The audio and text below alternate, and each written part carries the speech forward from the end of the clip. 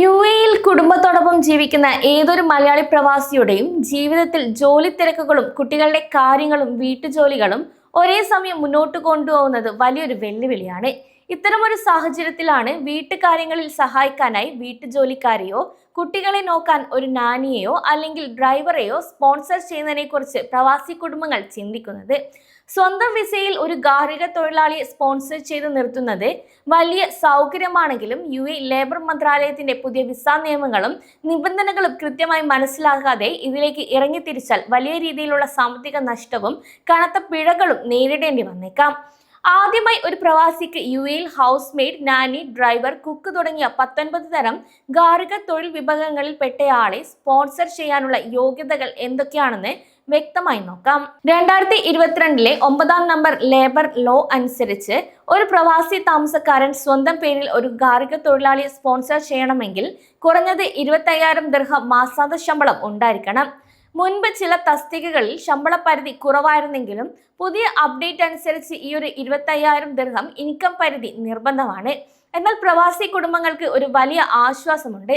ഭർത്താവിന്റെയോ ഭാര്യയുടെയോ ശമ്പളം ഒരുമിച്ച് കൂട്ടി ഈ 25,000 ദിർഹം പരിധി തികയ്ക്കാൻ നിയമപരമായി സാധിക്കുമെന്നതാണ്. കൂടാതെ ഗോൾഡൻ വിസ ഉടമകളായ പ്രവാസികൾക്ക് ഇതിൽ പ്രത്യേക ഇളവുകളും ലഭ്യമാണ്. ഇനി ശമ്പള പരിധിക്ക് പുറമെ താമസ സൗകര്യത്തിന്റെ കാര്യത്തിലും കടുത്ത നിബന്ധനയുണ്ട്. സ്പോൺസർ ചെയ്യുന്ന പ്രവാസി താമസിക്കുന്ന വീട്ടിൽ കുറഞ്ഞത് 2 ബെഡ്റൂമുകൾ ഉണ്ടായിരിക്കുകയും അതിനുള്ള വാലിഡായ എജാരി അല്ലെങ്കിൽ ടൈറ്റിൽ ഡീഡ് ഉണ്ടായിരിക്കുകയും വേണം. ഇനി വീട്ടുജോലിക്കാർക്ക് സുരക്ഷിതവും പ്രത്യേകവുമായ താമസ സൗകര്യവും ഒരുക്കി നൽകാൻ തൊഴിലുടമ എന്നും ബാധ്യസ്ഥനാണ്. ഇനി വിസ നടപടികൾ എങ്ങനെയാണ് നിർവഹിക്കേണ്ടതെന്ന് നോക്കാം. യുഎഇയിൽ ഗാർഹിക തൊഴിലാളികളെ നിയമിക്കുന്നത് പൂർണ്ണമായും ലേബർ മന്ത്രാലയത്തിന്റെ അംഗീകൃത കേന്ദ്രങ്ങളായ താദ്ബീർ വഴിയോ അല്ലെങ്കിൽ ഔദ്യോഗിക ആമർ അല്ലെങ്കിൽ മോർ പോർട്ടൽ വഴിയോ മാത്രമായിരിക്കണം. കൂടാതെ ലൈസൻസ് ഇല്ലാത്ത ഏജന്റുമാർ വഴിയോ വ്യക്തിപരമായോ വ്യാജ കരാറിലൂടെയോ ആളുകളെ ജോലിക്ക് വെക്കുന്നതും ഗുരുതരമായ നിയമലംഘനമാണ്. ഇനി ലൈസൻസ് ഇല്ലാതെ ഏജൻസികൾ വഴി ആളെ നിയമിച്ചാൽ തൊഴിലുടമയ്ക്ക് 50,000 ദിർഹം മുതൽ 1,00,000 ദിർഹം വരെ ഫൈൻ അടക്കേണ്ടതായും വരും. കൂടാതെ ഗാർഹിക തൊഴിലാളിയുടെ വിസ അപ്ലൈ ചെയ്യുന്നതിന് ആവശ്യമായ പ്രധാന രേഖകൾ എന്തൊക്കെയാണ് വേണ്ടതെന്ന് നോക്കാം. സ്പോൺസറുടെ passport, valid emirate ID, bank സ്റ്റേറ്റ്മെന്റോട് കൂടിയ ഒഫീഷ്യൽ സാലറി സർട്ടിഫിക്കറ്റ്, ഇജാരി കോൺട്രാക്ട്, കൂടാതെ തൊഴിൽ ലഭിക്കുന്ന ആളുകളുടെ പാസ്പോർട്ട് പകർപ്പ്, ഫോട്ടോ എന്നിവയും ഇതിന് ആവശ്യമാണ്. കൂടാതെ പ്രവേശന പെർമിറ്റ് ലഭിച്ച ശേഷം തൊഴിലാളി യുഎഇയിൽ എത്തിയാൽ medical fitness test, biometrics, emirate ID നടപടികൾ, ഇൻഷുറൻസ് എന്നിവ പൂർത്തിയാക്കി 2 വർഷത്തെ റെസിഡൻസി വിസ സ്റ്റാമ്പും ചെയ്യാവുന്നതാണ്. ഒരു ഗാർഹിക തൊഴിലാളിയെ സ്പോൺസർ ചെയ്ത ശേഷം യുഎഇ തൊഴിൽ നിയമം അനുസരിച്ച് നിങ്ങൾ നിർബന്ധമായും നൽകേണ്ട അവകാശങ്ങളും ആനുകൂല്യങ്ങളും ഇനി എന്തൊക്കെയാണെന്ന് അറിയാം. ഒന്നാമതായി ശമ്പള വിതരണം എന്നത് വേജ് പ്രൊട്ടക്ഷൻ സിസ്റ്റം വഴി തന്നെയായിരിക്കണം. നേരത്തെ ഹൗസ് മെയ്ഡുകൾക്ക് കയ്യിൽ നേരിട്ട് പണമായി നൽകുന്ന രീതി ഉണ്ടായിരുന്നെങ്കിൽ പുതിയ നിയമം അനുസരിച്ച് ബാങ്ക് അക്കൗണ്ട് വഴിയോ അംഗീകൃത എക്സ്ചേഞ്ച് ഹൗസുകൾ വഴിയോ ഡിജിറ്റലായി മാത്രമേ പണം നൽകാൻ പാടുള്ളൂ. കൂടാതെ ശമ്പളം നൽകിയതിന്റെ റെക്കോർഡുകൾ കൃത്യമായി സിസ്റ്റത്തിൽ ഉണ്ടായിരിക്കുകയും വേണം.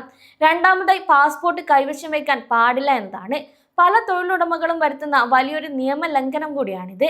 ഗാർഹിക തൊഴിലാളികളുടെ പാസ്പോർട്ടും എമിറേറ്റ്സ് IDയും അവരുടെ സ്വന്തം കൈവശം തന്നെ സൂക്ഷിക്കാൻ അനുവദിക്കണം. ഇത് തൊഴിലുടമ ബലമായി വാങ്ങിവെക്കുന്നത് നിയമവിരുദ്ധമാണ് എന്ന കാര്യം പ്രത്യേകം ഓർക്കേണ്ടതുണ്ട്. മൂന്നാമതായി ശ്രദ്ധിക്കേണ്ടത് ജോലി സമയവും വിശ്രമവുമാണ്. ഒരു ദിവസം പരമാവധി 12 മണിക്കൂർ മാത്രമേ ജോലി ചെയ്യാൻ പാടുള്ളൂ. ഇതിൽ തുടർച്ചയായ 8 മണിക്കൂർ വിശ്രമം നൽകിയിരിക്കുകയും വേണം. കൂടാതെ ആഴ്ചയിൽ ഒരു ദിവസം നിർബന്ധമായും പെയ്ഡ് വീക്ക്ലി ഓഫും നൽകേണ്ടതുണ്ട്. നാലാമതായി ഹെൽത്ത് ഇൻഷുറൻസും ആനുവൽ ലീവുമാണ്. ജീവനക്കാരന്റെ പൂർണ്ണ മെഡിക്കൽ ഇൻഷുറൻസ് ചെലവുകൾ തൊഴിലുടമ തന്നെ വഹിക്കണം. ഓരോ വർഷവും 30 ദിവസത്തെ പെയ്ഡ് ആനുവൽ ലീവിനും അസുഖം വന്നാൽ സിക്ക് ലീവിനും അവർക്ക് അർഹതയുണ്ട്. ഇതിനു പുറമെ 2 വർഷത്തെ കരാർ പൂർത്തിയാക്കുമ്പോൾ സ്വന്തം നാട്ടിലേക്ക് പോയി വരാനുള്ള റിട്ടേൺ എയർ ടിക്കറ്റും ജോലി അവസാനിപ്പിക്കുമ്പോൾ ലേബർ ലോ അനുസരിച്ചുള്ള ഗ്രാറ്റുവിറ്റിയും നൽകാൻ തൊഴിലുടമ ബാധ്യസ്ഥനാണ്. അതിനാൽ ആവശ്യമായ ശമ്പള യോഗ്യതയും എജാരിയും ഉണ്ടെങ്കിൽ തദ്ബീർ വഴി വളരെ സുതാര്യമായി തന്നെ നിങ്ങളുടെ വീട്ടിലേക്ക് ആവശ്യമുള്ള ജോലിക്കാരെ നിയമിക്കാൻ സാധിക്കും.